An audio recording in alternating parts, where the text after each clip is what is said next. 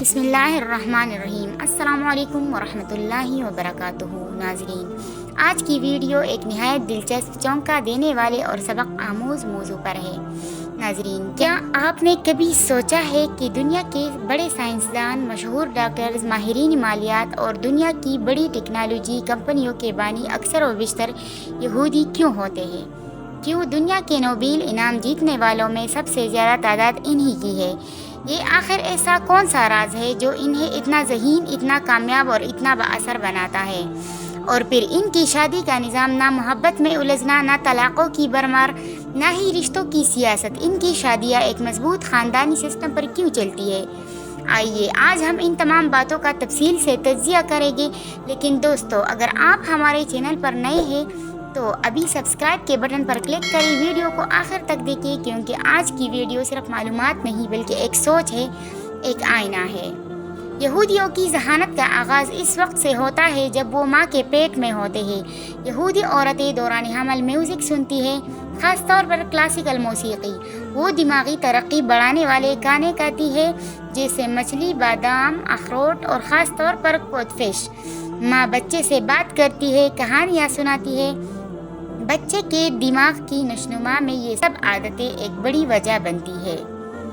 یہودی بچہ 2 سال کا ہو تو اسے بڑھایا نہیں جاتا بلکہ سوچنا سکھایا جاتا ہے۔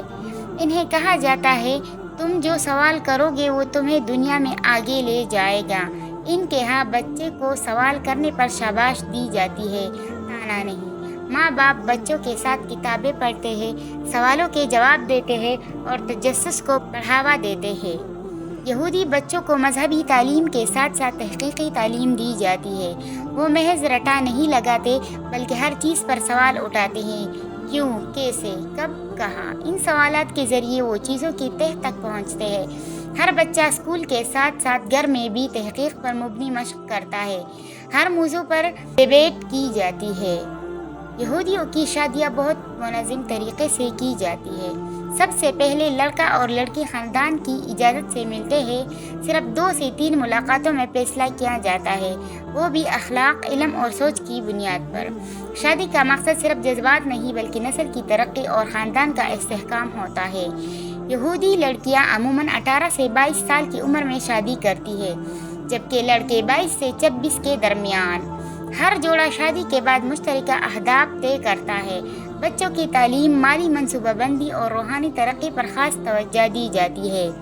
طلاق کی شرح ان میں دنیا کے دیگر مذاہب کے مقابلے میں بہت کم ہے، کیونکہ ان کی شادیاں خواہشات پر نہیں بلکہ فہم، تحقیق اور احترام پر مبنی ہوتی ہے۔ یہودی خاندان ایک دوسرے کی مالی اور تعلیمی مدد کرتے ہیں۔ ہر نوجوان کو کاروبار کے لیے رہنمائی دی جاتی ہے۔ وہ بینکنگ، فنانس، میڈیکل اور ٹیکنالوجی میں سب سے آگے ہے، کیونکہ وہ صرف نوکری نہیں، کاروبار کو ترجیح دیتے ہیں۔ ہر خاندان میں پیسہ روشن مستقبل کے لیے بچایا جاتا ہے، نہ کہ صرف دکھاوے کے لیے خرچ کیا جائے۔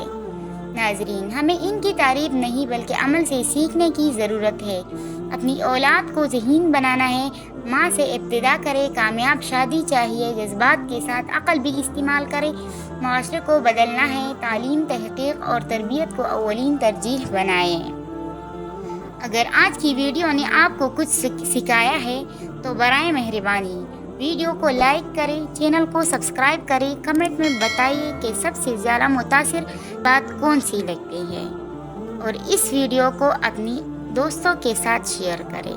یاد رکھیں، قومیں الفاظ سے نہیں، علم اور نظم و ضبط سے بنتی ہیں۔ اللہ حافظ۔